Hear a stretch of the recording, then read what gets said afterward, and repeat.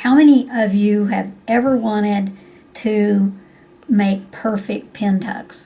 Well, the Pintuck Foot is another one of those feet that seem to be a little bit scary, but when you actually learn to use it, you'll find it to be more than worth your time.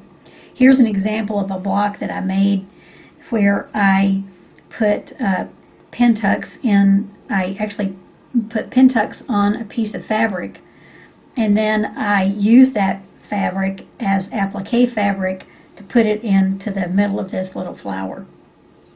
Alright, so let's talk about how to use the Pintuck Foot. Well, I have laid out here 2 different Pintuck feet and some Pintuck blades. This is a 5-groove Pintuck Foot. This is the one I like to use, and what happens with this foot, if you flip over and look at the back, is that there are 5 grooves. And what's going to happen is you're going to sew your first row of Pintuck, and then you're going to go back over it, but the second pass you're going to put, in order to make your Pintucks perfectly even, your first Pintuck will ride along in the groove of the foot, and then you'll go to make your third row of Pintucks, and they'll ride along in the groove of your foot, and that keeps the Pintucks exactly parallel with one another. This foot is also a Pintuck foot, but it has a decorative guide, and it would be used if you wanted your Pintucks further apart, because there's a groove, and then here's a groove, and then here's where you would be sewing. So this 5-groove foot would certainly make your Pintucks much closer than this foot. Now, the next thing that you'll need to use a Pintuck foot is a double needle. And just a mention of double needles is enough to scare some people away, but they're really not scary or intimidating. I've laid out here the various twin needles that I have.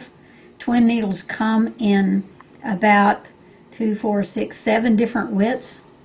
If you notice here, this, for example, this needle is 1.6 and then /70. The 1.6 is the distance between the 2 needles, and the 70 is the size.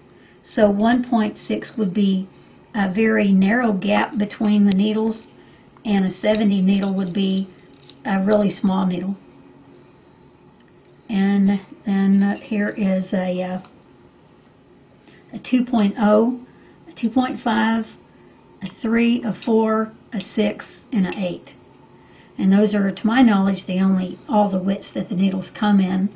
And then, now here's a 2.0 80, 2.5 80, a 3.0 90, and you know a 90 needle would be bigger than an 80, and of course 80 bigger than a 70.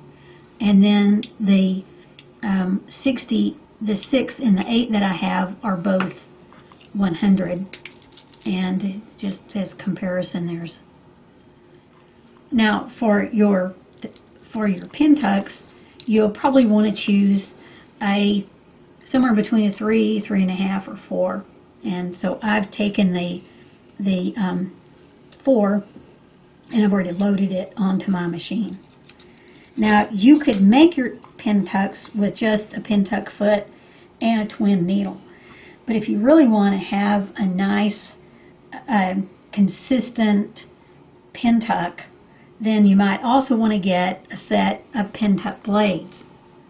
Now these 2 blades come as a set in the FOF machine, and what you have is a little blade that we're gonna pop into our machine in a minute, and those feet, those twin needles, well, I could get the one back out here, are going to ride along on top of this and stitch with this blade between the needles. This blade is higher than the first blade. So if you want a higher Pintuck, one with more height to it, then you would use this blade with that is whatever sticks up higher than this blade. I think if you use the higher blade, you want to be sure that probably you go to a little bit wider needle. Maybe instead of a 3.5, use a 4. Okay, so now I'm gonna go over to the machine. I've already got the twin needle on my machine, so we'll go over there and we'll see how to load the twin needle and how to put on the foot and the blades and then use them. Okay, so to use twin needles, you're going to need 2 spools of thread. So I've got a yellow here and a white, and you'll just go through and load just like you would if you were stitching with one needle, except your auto threader ain't going to work, so you'll have to do it the old-fashioned way.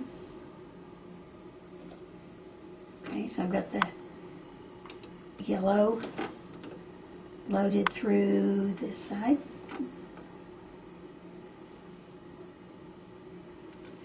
And then I'll load the white.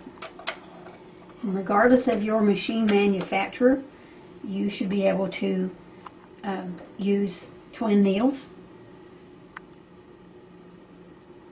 The top of the needle, the twin needle, looks just like the top of a regular needle.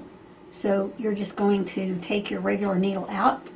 Hang on just a second and I will show you.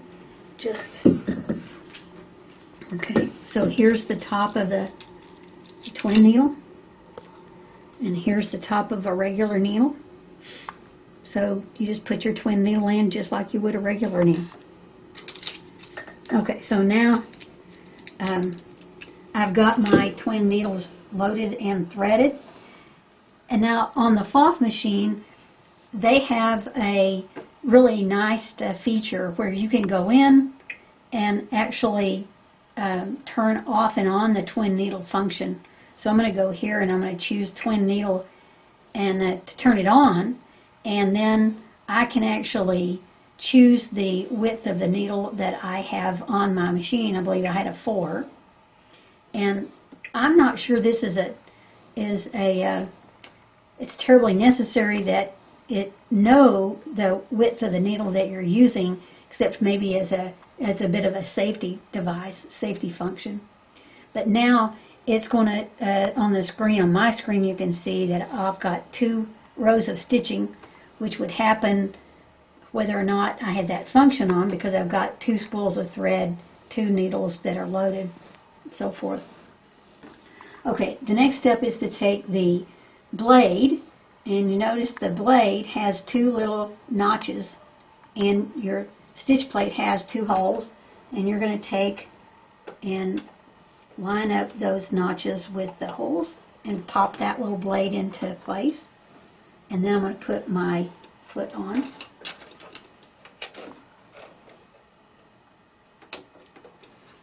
Okay, and now I'm ready to go. My first row is going to go, I'll just go along here.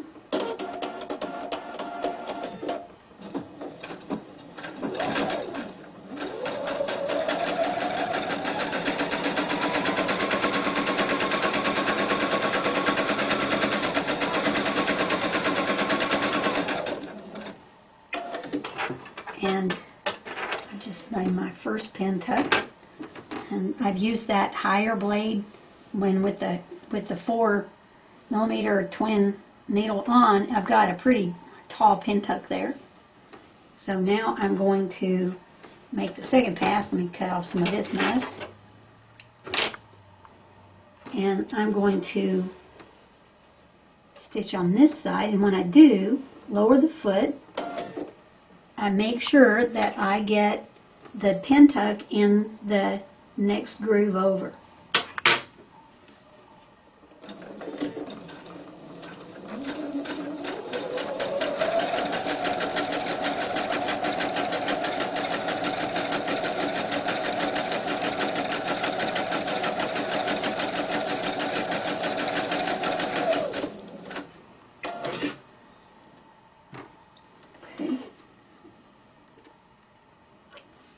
And now I've got 2 Pintucks, and again these are pretty high because I've used that 4mm needles just for demonstration purposes.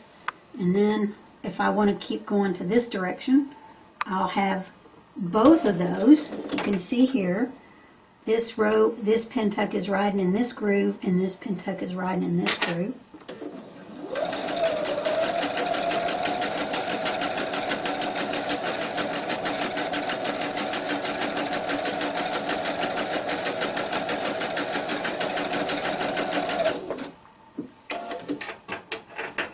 Okay, now I've got 3 Pintucks, and what I might do is then go on the other side just to show you what the grooves do on the other side. Is, you know, I can just flip this over and then keep adding Pintucks to this side.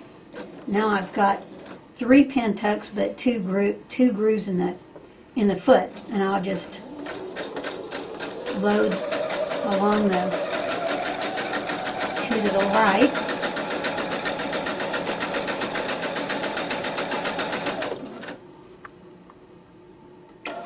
And just keep going across.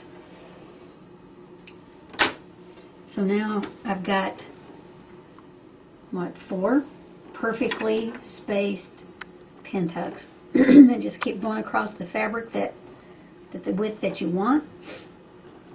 And there you go, with perfect Pintucks.